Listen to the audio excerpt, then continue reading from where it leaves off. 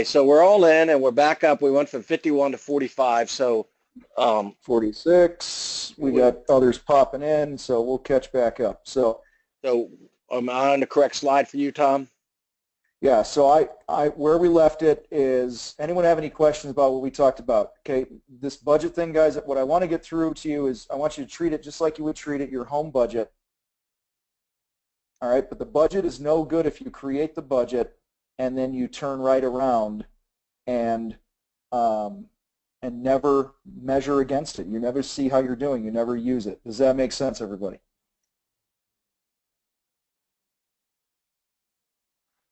Okay, you have to measure the budget, or else you don't have a budget. You just created something and it sits on the shelf. Any other questions?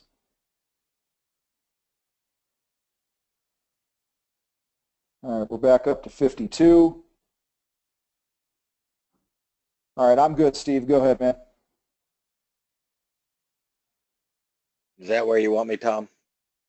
Yeah, I'm done. Go ahead. That's an extra one. Oh, okay.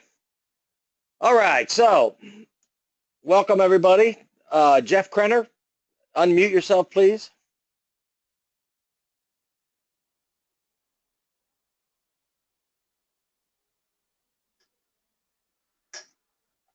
Let me see.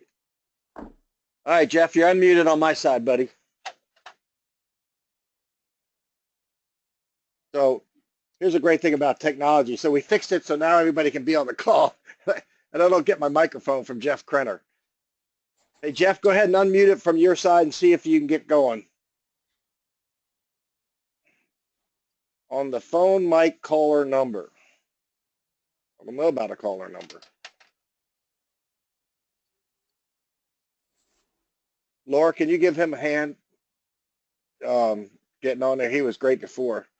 Let me unmute anybody who might have a microphone here. Jeff Duggins, do you have a microphone? I'm just going to test you.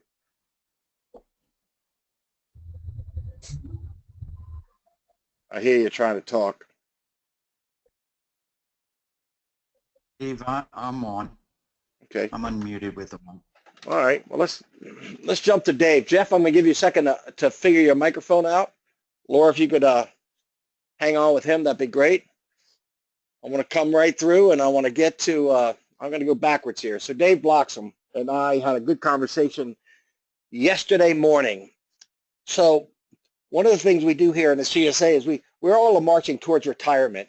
And Dave told me a story, and I said, Dave, I'd like you to tell that story to the group because it's a real life thing.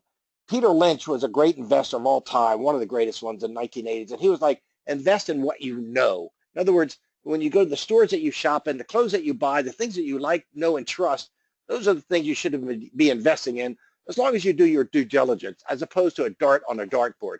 So Dave Bloxham here.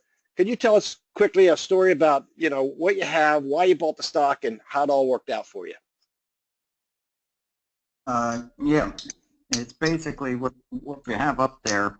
I contracted hepatitis C from a blood transfusion about 40 years ago and didn't find out till about 20 years ago that I had it. Back then, there wasn't anything you could do about it.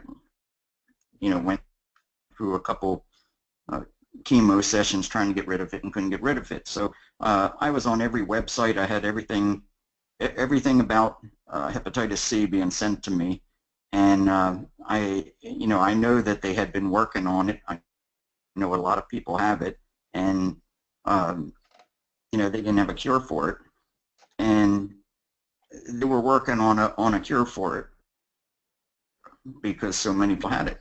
So I got a thing one day saying that Gilead was just about to break with a drug regimen that would cure hepatitis C, or had a 96% cure rate, and it was the most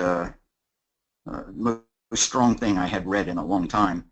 And so I talked to Sally, my wife, and had her buy 40 shares of it back in 2013, and they actually came out with the drug, and they had a year of them being the only one with the drug, and before everybody else could start, using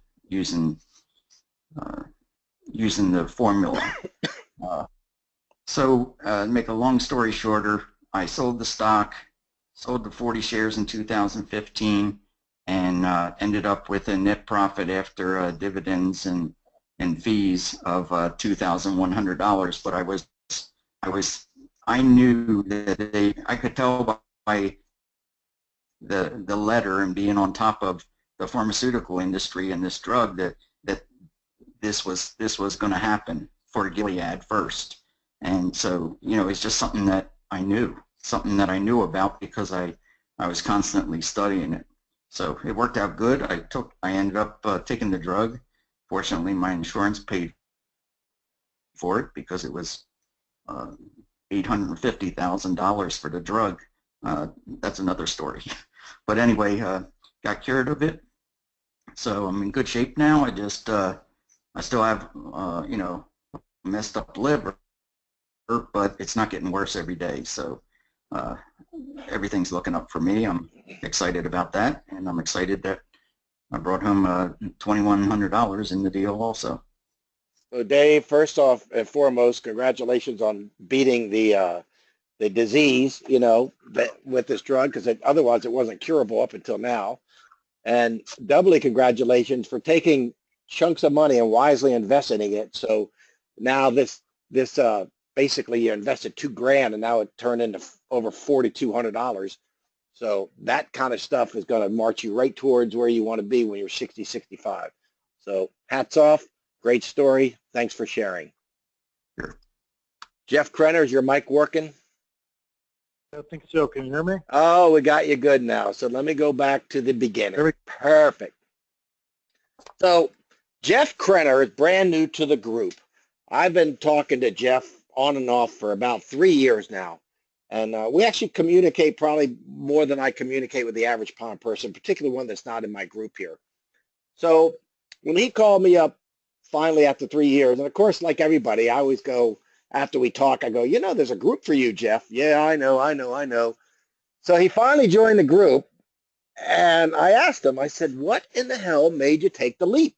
So Jeff, why don't you tell us why you decided now, after 3 years of yakking away, you decided to take the leap to the CFA? Well, there was a couple of things. I don't know if there was one silver bullet, but I went to Joe Fagan's place, and Derek and Jack were there, and they were just so good with every answer I could throw at them, as far as like a customer role play. And I thought to myself, wow, if these guys have gotten that good, if I could just become half as good as what they're doing, it's probably going to be a worthwhile investment for me. And then around New Year's and stuff, Reber's damn videos kept on hitting me in the face. Kind of felt like he was speaking to me. So it was kind of another thing that kind of got me going to kind of get a new year, turn a new leaf after the new year, and just make more money. So you mentioned something to me about doing the same old stuff that you always used to do, and you decided to change it for some reason. Why was that?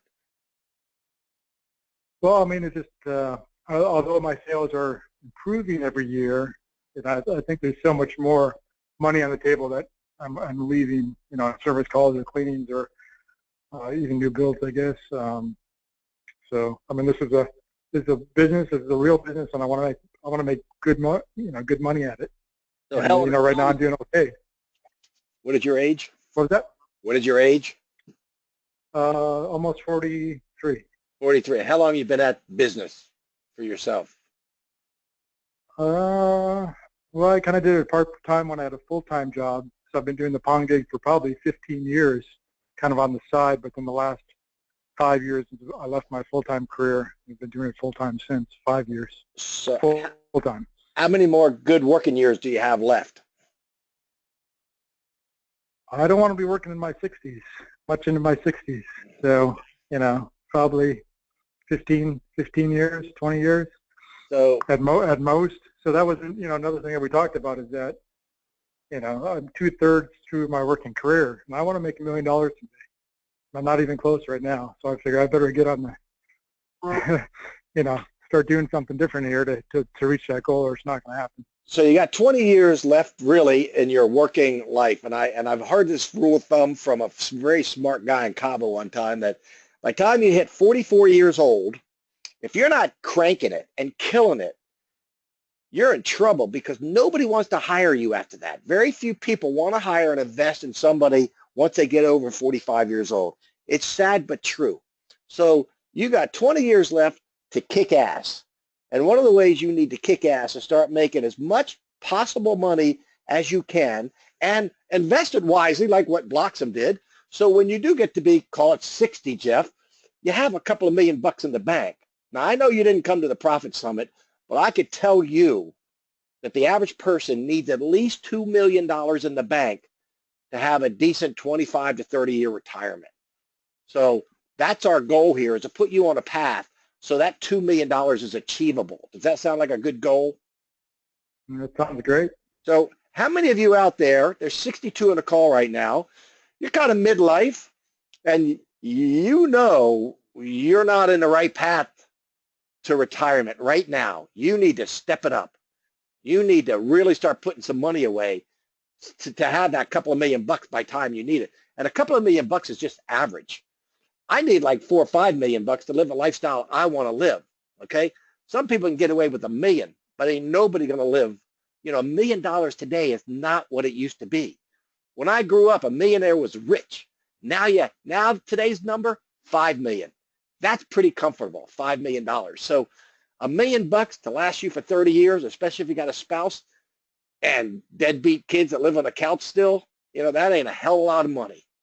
So we talked further with Jeff about, he brought up this whole leak repair thing, and we had a little discussion on how he attacks leak repairs and how I attack leak repair problems. And Jeff told me that, Jeff, how many leak repair requests did you get last year alone, roughly?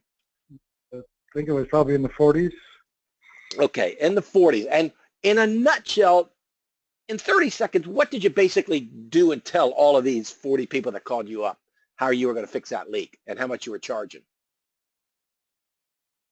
So I'd give them some instructions over the phone, like many of us do, try to narrow it down a little bit over the phone, you know, the pump on, pump off test. And then I go out there for $195, usually fix your leak in less than half an hour, you know, due to a low edge or something like that. If it was a skimmer reseal, whatever, it was a little bit more, but not that much more. And a skimmer reseal. Well, let me just start with that. When you do the skimmer reseal, the screws and all that, what are you charging to make that happen?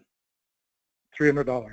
$300 to make that happen. So would you be shocked that I told you that for 15 years I've been charging $1,500 to do that same repair? I mean, I've heard that before, so yeah, it's not shocking, but to me it's still a shocking price, yeah. I've never raised my price. That's the shocking part to me, over 15 years. So it's $1,500. Wow. To me, that is surgery, you know, fixing a leak in a biofalls that needs A, new screws, or B, rebuild the stream or something. All that surgery, you know. Hey, time out. How long does it take to do that? The skimmer repair? Yeah. Okay, well, go ahead, Jeff. I do it an hour at the most, kind of depends on how finicky some of the screws are pulling out, 45 minutes to an hour for a skimmer. So from your office, you beam yourself over there, so that's no time. That's no time, yeah. And then you beam yourself back, so that's no time. You got one of those beamer things? Yeah. That's cool. Yeah. He doesn't have the expense, Tom, of a truck, tires, oil, gas, repairs, insurance, none of that stuff. He doesn't have any of that stuff. He only spends an hour. So here's the deal with this stuff. And trust me, you guys out there, you can not believe me or you can believe me. I know you believe I charge what I charge, but you can either follow what I do and make a boatload of money or keep doing what you're doing. Because I believe, take a heart surgeon. I mean, that guy waltzes in and he replaces a heart, and it costs him nothing but 6 hours of his time. And his frickin' fee, what is a heart surgeon's fee? How much does a heart surgeon charge to go in there, put a new heart in? Or a knee guy, go in there, put a new knee guy in. So you're paying the hospital, anesthesiologist, you're paying for the knee parts, you pay for everything. You also have a fee for that doctor to put the knee in. The heart surgeon guy wants like 50 grand. The knee surgeon guy, he wants like 20 grand to put the fucking knee in there. And they're spending a couple of hours time. 4 if you include the drive to and from the hospital. So That's just how I look at life. I have a special skill, and I'm going to charge for my special skill. Now, I'm happy to tell the homeowner how to do it. Drain the pond all the way down, move all the big rocks, peel the liner out, pull the screws out so you don't screw anything up. Do not rip the liner because then you're doubly screwed. Clean it off really good, blah, blah, blah. I can go through the whole thing. But it takes someone with skill to do that. A skillful person does not charge $300. A skillful person charges $3,000. Everything I do, I cannot think in terms of hundreds. I have to think in terms of thousands. When I send my kids to college, they don't charge me hundreds. When I take my freaking car to the shop, they don't charge me hundreds. These people charge me thousands. When I want to retire, I can't retire on hundreds. I have to retire on thousands.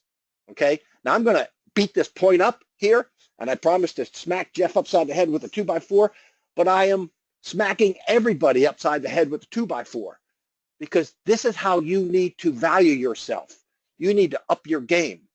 My dad had no idea what I do, and I was visiting him in the hospital, and I told him about this group I started with Tom, you know, going on our 3rd year now, that we help small contractors. He says, what's the number one thing you think there's their problem that you tell them to fix? I said, they need to reevaluate the value they place on themselves. And you are not a $300, a person to do that, Jeff. You're a $3,000 person or $1,500 person.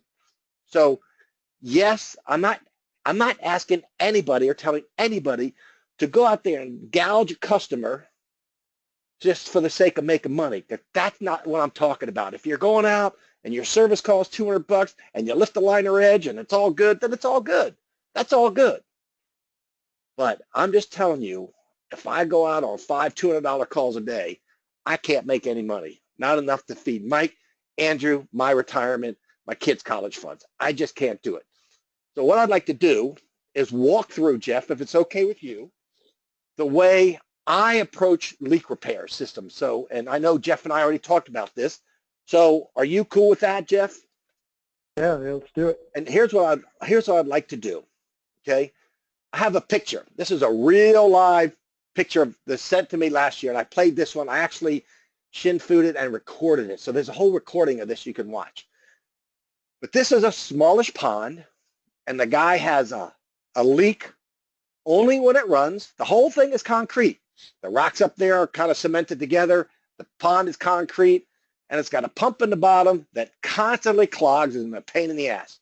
So his 2 problems are it leaks a lot when it's running, and the pump is a pain in the ass and always clogs. So what I'd like to do, Jeff, is you play the homeowner, okay? And those are your 2 problems, and we'll go through the shin-fu right now. And then the next slide over will tell you where we ended up with all that. How's that sound? Okay, let's do it. Okay. Now, it's not a liner pond. It's a concrete pond, so that's puts a little different, but we all get these weird requests, correct? Yeah. All right, so I'll call you up and back, and Jeff, you just say hello. Hello. Hey, Jeff, Steve, Premier Ponds. I got the pictures that you sent me of your leaky pond. Is this okay if we talk right now?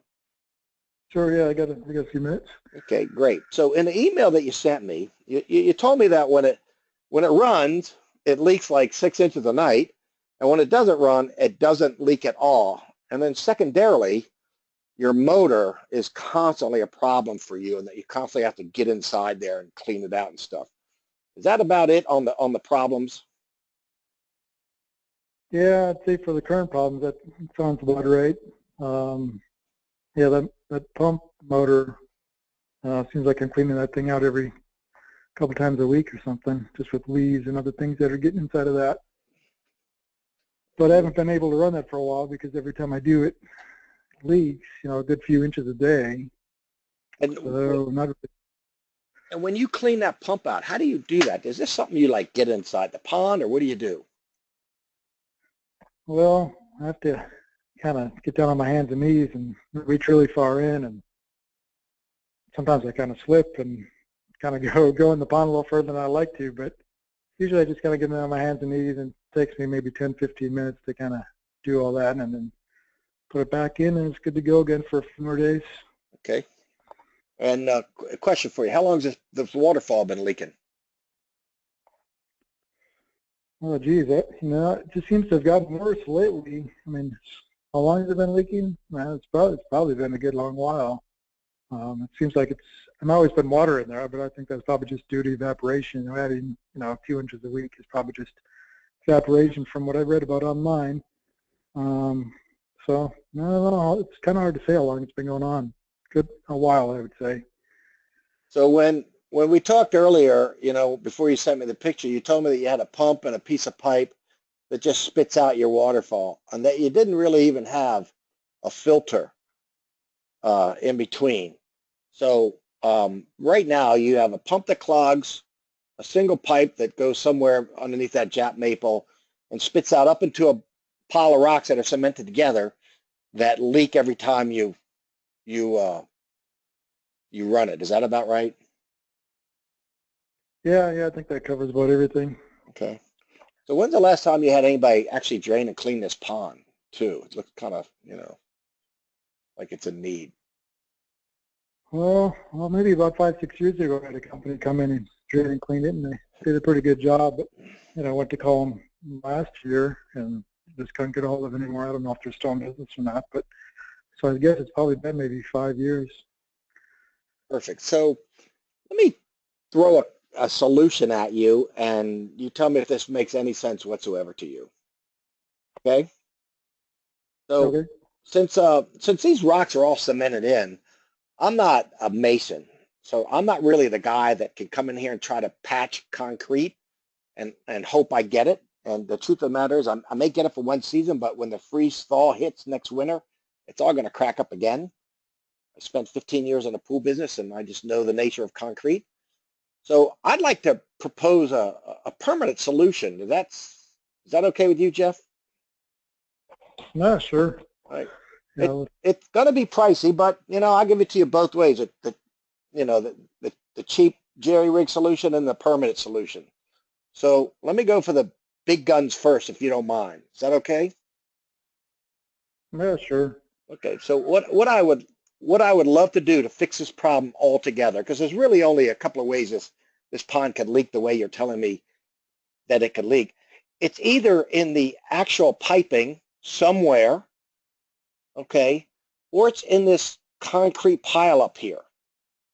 So, and because you told me that you saw some water running out of the concrete pile, I'm assuming that this whole waterfall up here should be replaced. So what I'd like to do is a couple of things. First off, I'd love to start and put in a motor that doesn't clog, a clog-free motor. So no more messing. I'd like to clean the whole pond so we're starting fresh again. I'm going to run brand new plumbing just so we can eliminate that as a possibility. And then I'm going to replace your waterfall. And what I'm going to do is that I'm going to actually install a filter that you don't have. Currently, you don't have a filter in here. So I'll clean your pond, put a clog-free pump in, put all new plumbing in there, take apart the waterfall, embed a filter, and rebuild an awesome waterfall. Problem solved forever. Does that sound like a good solution? That sounds really good. I'm worried about what that's going to cost. Well, if you're sitting down, Jeff, I'll tell you what it's going to cost. Okay, I'll go for it. You're sitting. So all of it together, the pump, the plumbing, the filter, the brand new waterfall, and we're going to drain and clean the entire pond. Problem solved, $7,500.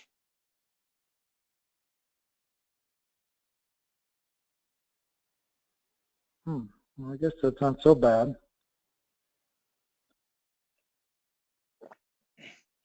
I had it installed by a contractor for $3,000, but if the things never worked, it kind of does make sense that it's probably going to cost me double just to get one that's maybe look a little bit better and function better and not have to clean it as much. So I might be able to make that work. And Jeff, I can do you one better. When my guy comes out there, I'm going to have him do a full inspection. So if there's any other areas that might make your life easier, I'm going to have him let you know what those areas are and what those will cost. You don't have to do any of them, but at least you'll know. You'll have a choice. That sound okay? Yeah, it sounds pretty good. Just one more thing though. Got my daughter's wedding coming up here in about 4 weeks, end of May. Is this going to be something to get done before that? Because I really like to show, having that backyard looking nice for everybody that's going to be coming in town for the wedding. So what I can do is when we hang up, I'm going to forward you a contract. So you'll get a contract for the $7,500, like in 5 minutes. Print it out, send it back with a 50% deposit check, and I will guarantee you it will be done 1 week prior to that wedding. Okay, well, if you can guarantee that, sounds like it's probably something I should get going. Otherwise, my wife is going to complain that it's not running for the wedding and the people coming over. So probably something I should do. So are we good, Jeff? Yeah, I think we are. What is that something I just pay online, or send you a check? How does it work? No, I live in the dinosaur ages, and I don't take any credit cards yet, So just print out the contract, send it back with a check. Just send back, $37.50. Okay, and then the rest is due when it's all Yeah, done, looking good. all done. We'll run it, test it. When you love it, hand my man a check when we're done. Okay, that sounds fair. Is that good? All right. Yeah, So I think so. I'll have the proposal right over to you, Jeff. All right. Thank you. Thanks. So Jeff, let me tell you how it really went down. Exactly the way you and I played it, that's the way it went down. You see the proposal on the left? This is real stuff. This is not me making up crap. I sent him this proposal for the $7,500. He sent it back with a deposit check for $37.50. Mike Carrillo went out there, and you see the picture of the pond in the upper right. That's after he embedded a 2,500 biofalls because I couldn't fit a 6,001 in. And in addition to that, if you take a look down here, Mike actually upsold him. EcoBlast, $100. 2 more lights and a transformer, $1,050. 4 plants, $600. So he added $1,750 on top of it. So that whole thing actually came out to like $9,000, all from a leak repair. Does that sound like better than $195? Sounds a lot better. Okay. Not every situation is like this, okay? I don't want to make this sound easy, but if you send me a picture, okay, I know how to 100% fix the problem. I'm not tap dancing for a few $100s. I will fix it and guarantee it, period. I will bring the fire and the Nordstrom experience, but it's going to cost you Nordstrom pricing. So that's how it went down. Good? Very good, yes. So now that you're a pro, how'd you like to try one in reverse?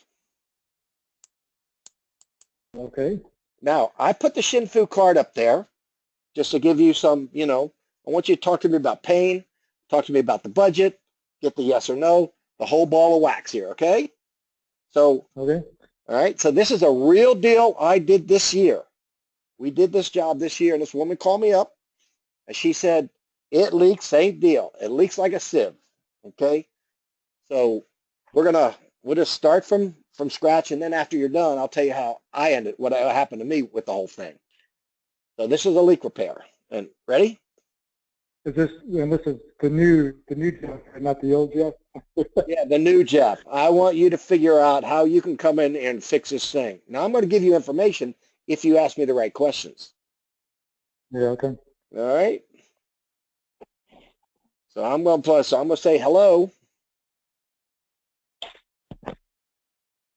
Hey, this is Jeff from Paradise Ponds. This is Steve. Yeah, how you doing, Jeff? Did you get the pictures of my pond? Yeah, I sure did. Actually, I'm looking at them right now. Just had a few more questions if you've got some time. Sure.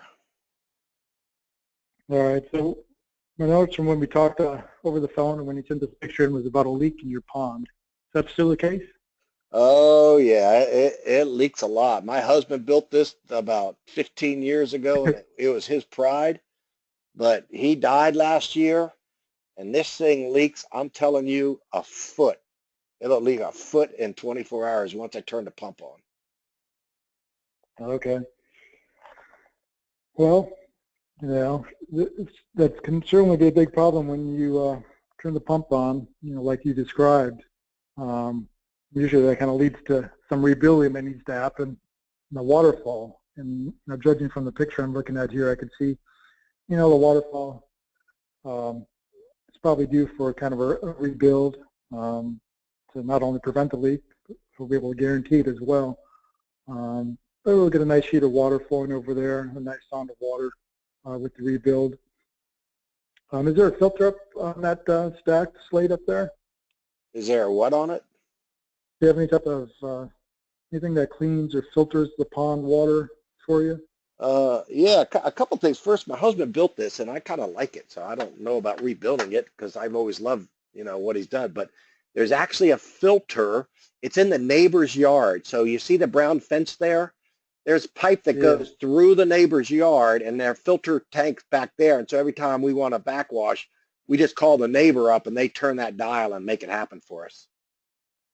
Okay, so they're doing that cleaning for you? Yeah, they clean the filters for us because I got tired of walking, it's like a half a mile for me to actually walk to their backyard. Okay. And is the pump located back there too, or is that on the bottom of the pond? Yeah, the pump is in the very bottom of the pond. Okay, so then who services the pump? Do they walk around the half mile to help you out, or is that something that you have to do? No, I could deal with the pump, it clogs a bunch, but I pull it up. It's got a rope on it. I pull it up, shake it, put it back. And if the waterfall goes, I'm good. If it doesn't go, then I call my neighbor and they backwash the filter for me. Okay. So what is that, just to back up, what is that like, cleaning that pond out? Is that something, or the pump out, are you able to reach that? Is it fun for you? Yeah, there's a rope on it. You can't really see it outside the picture right now, but there's actually a little rope that just runs down to the pond, and it's tied to the pump, so I just pull on the rope. Okay. Okay. Well, I think what you described definitely have some good ideas for you. Is it okay if I share those with you? Yeah, I'd like you to come out if you could. Tell me how you can fix this leak so I can keep this pond running. That'd be great. Sure. Well, I've got some ideas I can share with you, right now over the phone. Is that okay if I do that? Sure. Okay. It sounds like we should probably, install a new pump that's not going to clog, and this is all going to be warranted for 5 years. We should probably replace the tubing that leads from the pump to the waterfall, because that could be the source of the leak too. There could be a hole in there, or maybe a crack. But another added benefit of adding the tubing, it's probably going to be quite a bit larger than what was originally used. It's going to be 2-inch tubing. So you're going to get a lot more flow, which in turn is going to just give you this beautiful cascading waterfall at the very top there. In regards to filtration, what I'd like to do for you is also add a new type of filter that's going to be into the waterfall. So that's going to require less maintenance. It's going to get all that equipment off your neighbor's property, and it only requires cleaning twice a year. How does that sound to you? Well, it sounds expensive, but the pump is good. It's a good pump. I got that at Home Depot like a couple years ago. My husband put it, that's the last thing he did. And the filter works great, it's just a neighbor thing, so that's not a problem. I love my husband's waterfall, so really I'm just interested in the leak to get fixed.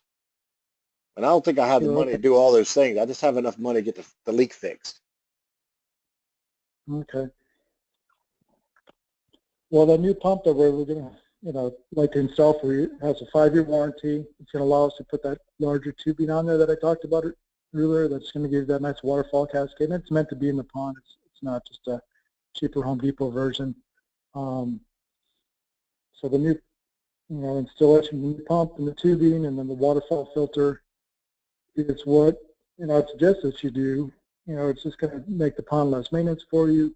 It's going to just be a beautiful tribute to your husband, where it's something you can look out the window and just enjoy it, and it's functioning all the time. You don't have to have neighbors help you out. It's something that you can just sit back, relax, and enjoy it, and do all that work. We're going to guarantee it, and everything is going to be good to go, warranted for many years to come. How does that sound to you?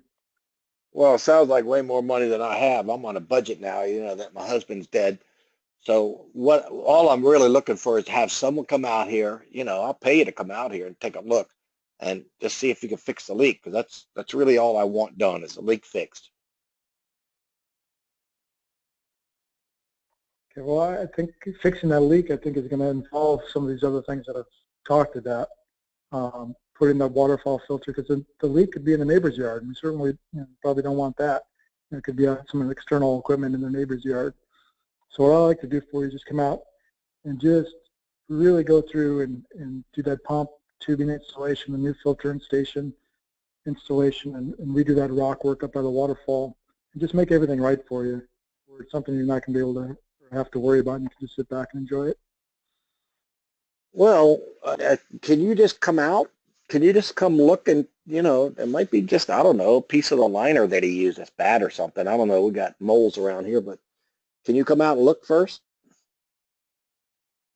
Well, we do charge for that to come out. How much is And that? if we find, well, it's a service call, so it's going to be $200 for us to come out. But it's not anything we can guarantee. We may find something small, but I just would rather come out and just get to work on the schedule and just do everything so it's fixed once and for all. Because if we find something small, maybe something pops up again, a few weeks down the road, and I know that's something you're not going to want to worry about. But I think we'd probably be better off just giving it a good facelift, getting everything warranted and installed properly, and then you won't have to worry about this ever again. How's that sound to you? That sounds great. I'd like to schedule the $200 visit. And maybe I get lucky and you find it and it's fixed for good. Maybe it's not. And then once you look at it, then if you want to give me some more, we could talk more about that, some of these bigger items if you want. So I'm good with the $200 visit and I'm going to hope I get lucky, but we'll see. So when can you come do that? Well, we could look at the schedule here. A couple of things about the renovations I've been talking about. So the service call would be $200. If we get lucky. Usually not the case in an older pond like this, and there's some things that I can already see that need to be enhanced. So I would say the renovation, just to kind of throw some numbers out there, that that worst case scenario that this could be what it is, probably looking at about $7,500 to do the things that I talked about to make it right. And then so we could plan to roll right into that during that service call visit if you want. But I just kind of want to get that number out there. That could be up to that amount to redo all those items that we discussed. How do you feel about that? Well, the $7,500 scares me to death. I don't have near that kind of money, so I'm okay with the $200 and then hopefully you could fix it for that. And then if you can't, then I have some real thinking to do. But then you can write me up a bunch of different proposals to do these other things if you want to at the time. Is that okay? Well, I definitely know it's going to be, right at that 7,500 mark. So, let's say I get out there and I look around for the leak and I give your pond a good inspection and I just can't find it. And then I explain that, hey, it's going to be, $7,500 to do the things that I talked about on the phone. If that situation comes up, what would you like to do next? I can't do 7,500. And I don't want to waste your time.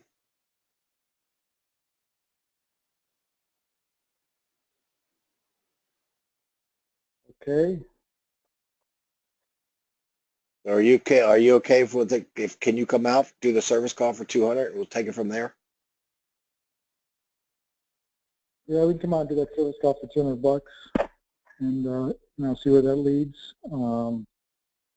It covers just 1 hour of our time to come out and look for the leak, and then we would propose, if we can't find it, propose what we talked about today over the phone for the $7,500.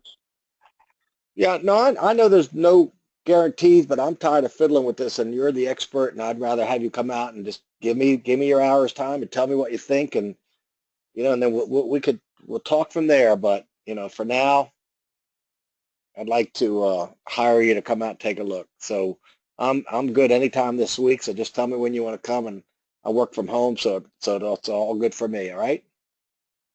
All right, sounds good. Thank you, Jeff. Thanks. All right, Jeff, how do you feel about all that?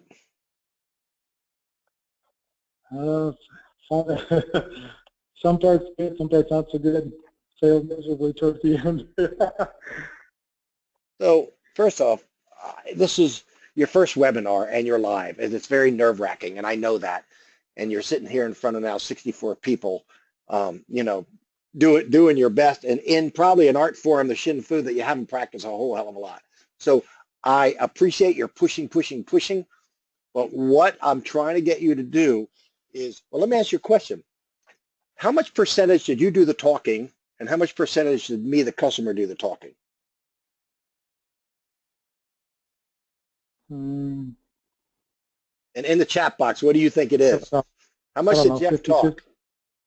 Put in your Jeff's talk. Jeff, how much did Jeff talk? See, Jeff thinks he talked 50-50. But the chat box is saying you talked 80 to 90% of the time. So here's the deal. What I'd like to do, and you pushed and pushed and pushed. I know you're going for the $7,500, and you're trying to walk away with something more than your freaking $200 service charge, correct? Yeah, oh yeah. And in the old days, that's all we had was a $200 service charge. In fact, it used to be $75 for most of us, right? And Yeah. did you feel pushy at all? Trying to push that $7,500 down my throat? What was the question? Did you feel pushy, like you were trying to push that $7,500 repair right down my throat? A little bit. Okay, well, you felt it. To me, I felt pushy. See, the problem is over the phone is a lot of times we can't gain trust over the phone. But I'm going to show you a technique to do trust. So I want to spin it around. I'm going to now play, Steve, the pawn guy, and you play the customer. And we'll assume that we've just been through all the crap, the pump, the pipe, the filter, all this stuff that you don't want to do because you don't want to spend $7,500 with a stranger over the phone, right? You with me? Yeah, okay. So how in the hell can I get out there for better than $200 and still assess a situation? And I'm going to tell you how I'm going to do it. Okay. So let's switch the role play around. Fast forward, and you've already given me no. I'm not going to spend $7,500. Ready? Yeah. All right. So Jeff, I understand these are big numbers and they're scary, but let me ask you a question. When is the last time this pond was drained and cleaned?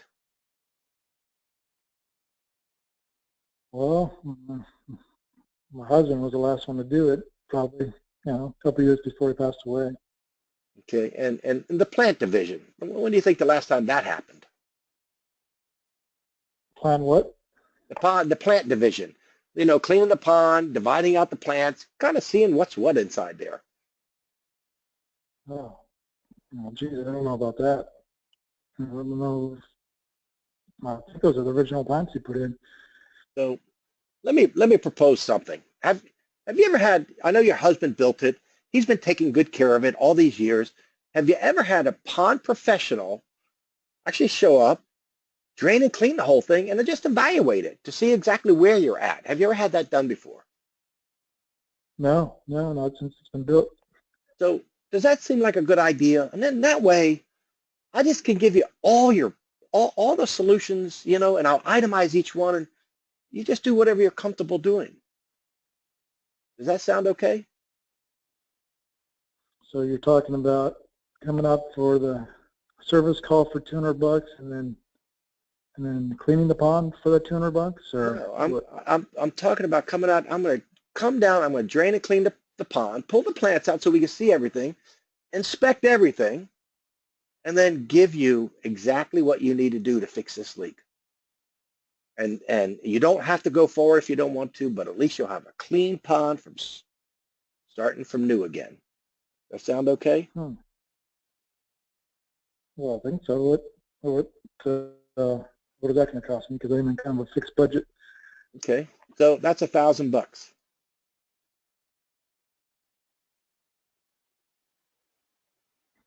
$200. Okay, so $1,200.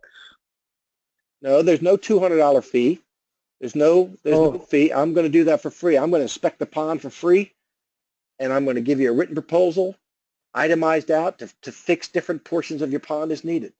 So it's a one-time fee of $1,000 that gets your pond clean as a whistle, the way you need it done, and then you'll have an exact itemized proposal to go further if you want to. Okay. So I pay that $1,000. Does that come off the price of any like these other renovations you told me about before? For Nope. $500. Nope.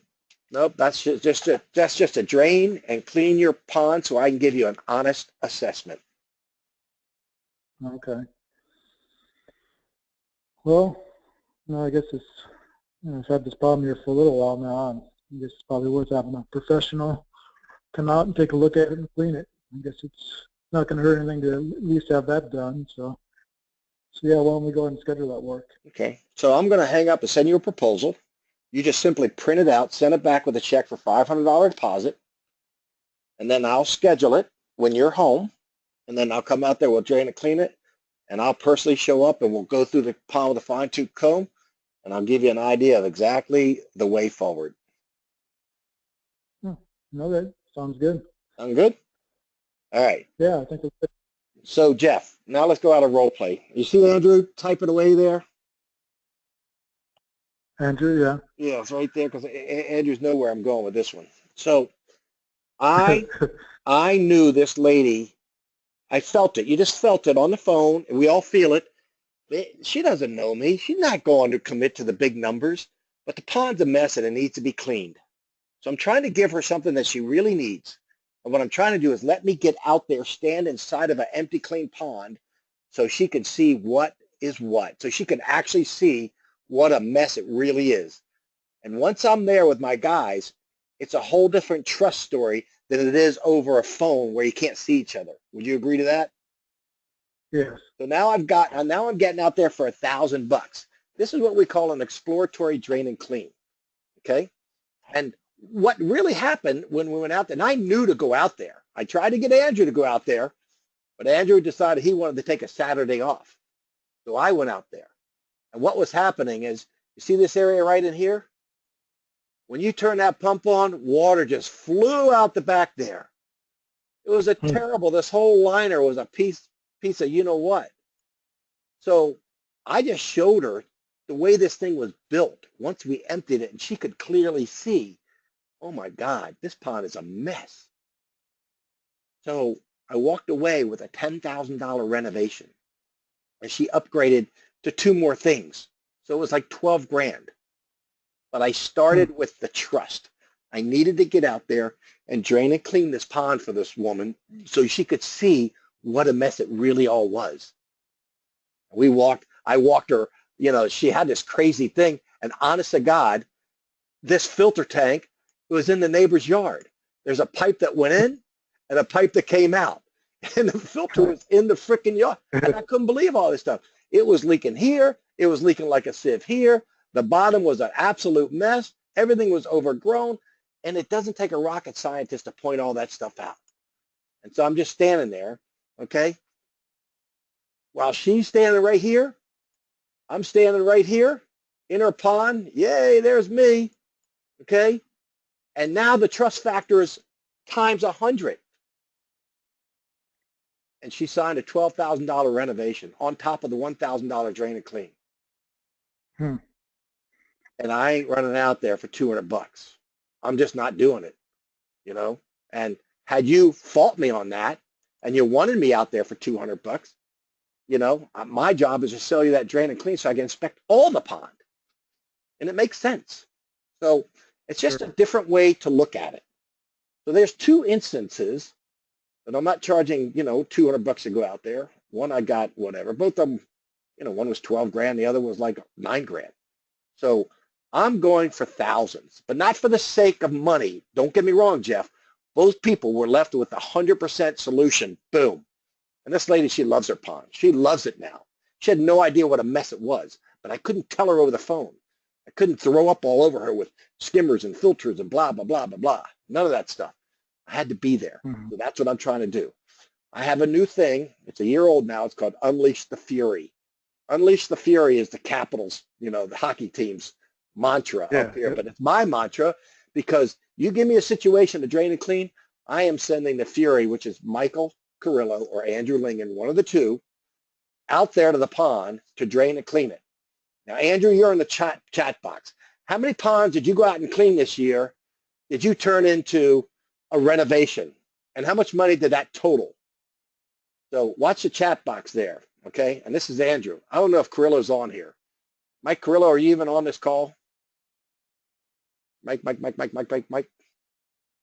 I don't see Carrillo on the call. So Andrew says 4, I think. How much money did you turn these drain and cleans into, Andrew, money-wise?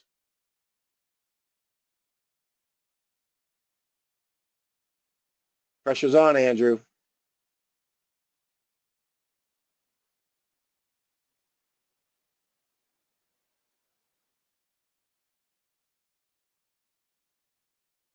Andrew, how much money?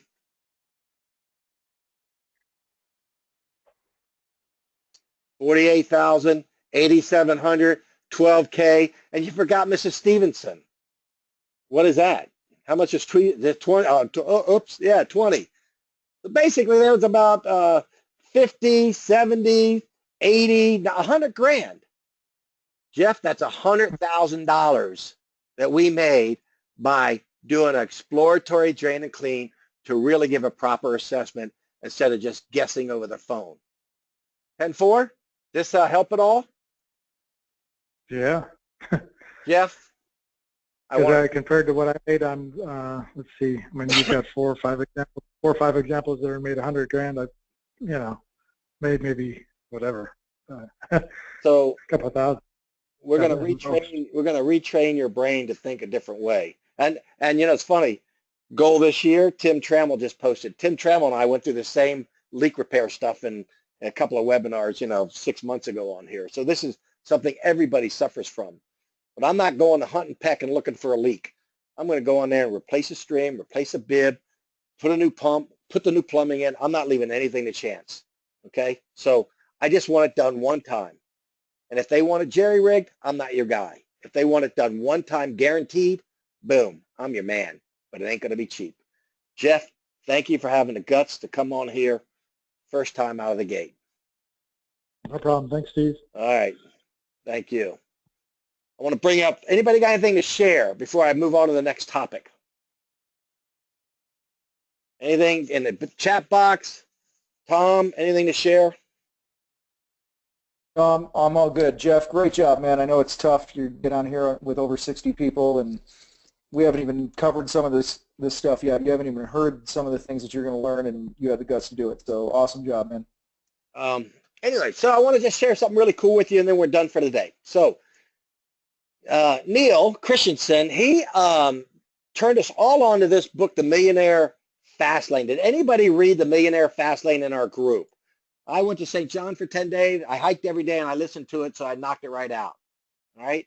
So I just want to give you a synopsis. It was a fascinating book, fascinating. It will surely piss some of you off, make some of you happy.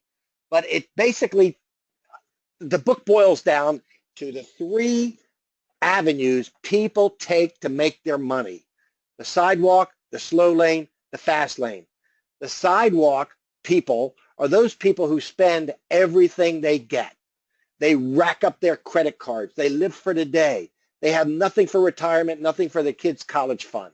Okay? It's all about instant gratification now and no pain whatsoever. Me, and they generally will sometimes literally end up retiring or dying on that sidewalk that they're living. Okay? That's the sidewalk people. The slow lane people are people that have a average job, regular job, and they save 10% of their money like they're supposed to. They don't rack up debt. They live below their means. They drive a 10-year-old car. They invest the money in the stock market at 8%. That's the millionaire next door that you hear about, okay? So by the time they get to be 60, 70, 80 years old, they got a couple of $1,000,000 in the bank because they did it the slow way, but they did it the steady way. But the problem is having a couple of $1,000,000 in the bank when you're 70, is now your goal is to get out of the wheelchair onto the toilet before you crap all over yourself. So the point of the Millionaire Fast Lane is, why get rich when you can't fully enjoy it because you're physically done, okay? And sometimes mentally done, okay? Why not try to amass this money earlier in life? That comes up with the fast lane people. The fast lane people, and what he's talking about, he's not talking about professional sports players. He's not talking about movie stars. He's not talking about pop singers that just get instant billions of dollars for having a particular talent. He's talking about business owners. And a business owner generally has the ability from time to time to make chunks of cash. So say you run your own business and you make 50, 100 grand each and every year, pretty much the same every year, and then boom, one year you land a big job and you made another 50 grand. Has anybody ever made 50 grand out there more in one year than the year before? Anybody out there do that? Say yes or no in the chat box. Okay? So most of us, instead of taking that extra 50 grand and buying a new piece of equipment or a new car for yourself or some other materialistic thing, you take that 50 grand and you intelligently invest it. So now this money is making you money while you're still working on your job. Okay? So now you have passive income and active income. That's the fast lane millionaire. Those are people that can amass their couple of $1,000,000 by the time they're, in some cases, 40, 45, 50, 55 years old. So you got your money when you can enjoy life. Now, I'm reading this book I'll be 60 in March 1st. So I'm kind of through my working career here. And the fast lane was me. I made good wage my entire life. Of 1995, boom, I sold my swimming pool company. They handed me $4 million. So I got a chunk of change to do something with. Boom. So now I create an avenue. So that money is making me money while I'm going out and starting something different. What is that? The pond company. Same thing. I built a pond company, and I have many good years in the pond company.